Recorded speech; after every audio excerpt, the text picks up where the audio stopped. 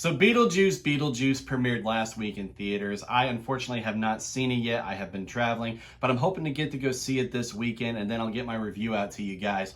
But until then, today we are going to review the original film that first starred the ghost with the most.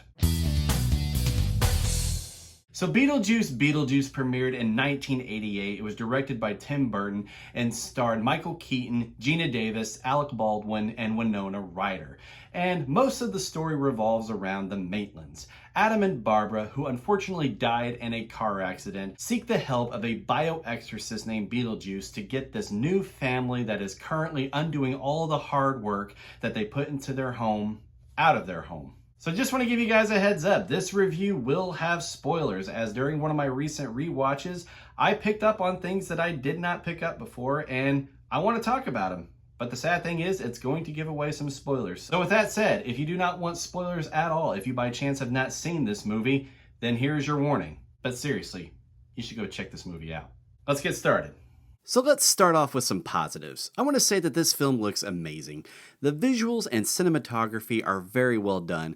The opening shot, where we think we're seeing a bird's eye view of the town, but then as it progresses we realize we're actually looking at Adam Maitland's model of the town, was done beautifully.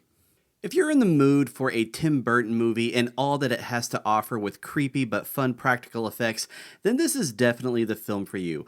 All of the effects really complement the movie. Some of my favorite scenes that showcase Burton's vision include the sandworms from Saturn that the Maitlands and even Beetlejuice had to encounter, Beetlejuice when he's terrorizing the Dietz family as a giant snake, or the portrayal of the afterlife with numerous character designs representing how each character died.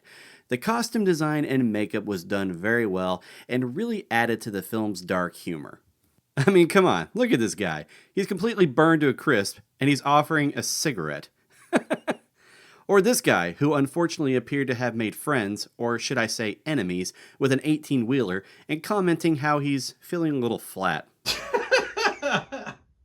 Again, the humor's dark, but I love it. The music was composed by Danny Elfman, and Elfman's score was icing on the cake for this movie. I've seen this film lots of times, but probably not as much as Beetlejuice has seen The Exorcist. But I will say that I appreciate the music every single time I hear it, because the score just captures this film perfectly, especially the music during the opening credits that beautifully sets the tone. It's a great blend of creepy and fun, and promises that the viewer is in for a fun trip. And I can't help but wonder if this score would later inspire the theme from Tales from the Crypt, because I do notice some similarities. The cast of the film did a good job with their performances, but of course I have to say that Michael Keaton's performance as Beetlejuice is for sure the standout. I love his comedic, twisted, ghoulish salesman approach to his performance. It's funny, gross, chaotic, and uncomfortable at times, but I like it. His performance just felt so natural. You could have told me that he improvised most, if not all of his lines, and I would have believed you. Now my one complaint is that for being the title character, he's not in the film as much as you think. Sure, that does add an element of mystery to him, but still, I wish there could have been a little bit more of him. The story itself is overall compelling.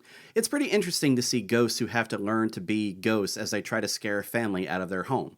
But as I mentioned earlier, while I really enjoy this film, I did notice there was a decent amount of plot holes. Now I'm not going to mention all of them, but there's a few, so let's go ahead and get started.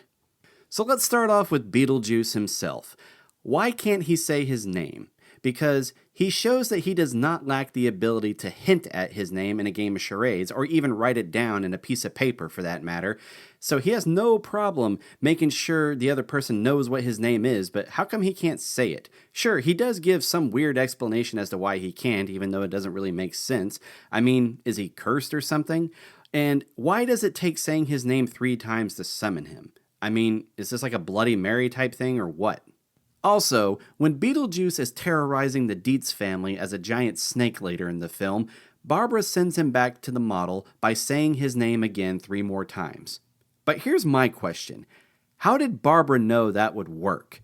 I've rewatched this film 3 times recently, no pun intended, and it is never stated that that would work.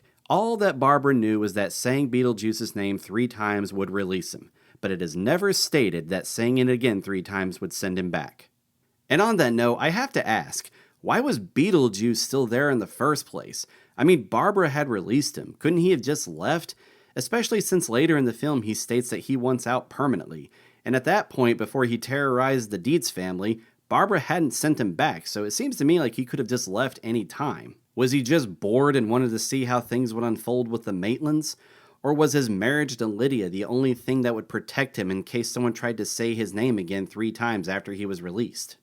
And when it comes to the rules of the dead in general, where does it start and where does it end? For example, when Adam and Barbara Maitland become ghosts at the beginning of the film, they try to scare off the Dietz family out of their home by tearing off their faces or decapitating each other to no avail because, well, the Dietz can't see them because they're ghosts.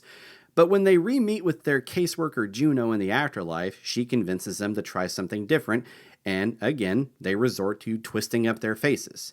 But here's my question. While the effects are cool and all, how is that going to work if it didn't work the first time?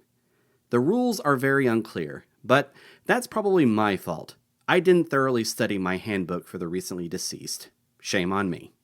Sure, this is a film that just compels you to go with it, but if you can get past these plot issues, it's still a pretty fun and enjoyable movie. But if you're dying for answers, no pun intended, then do your research if you want to have a better understanding. I'm sure there's a YouTube channel or an explained video out there somewhere with the answers, or at least a decent explanation. But either way, I definitely recommend this film.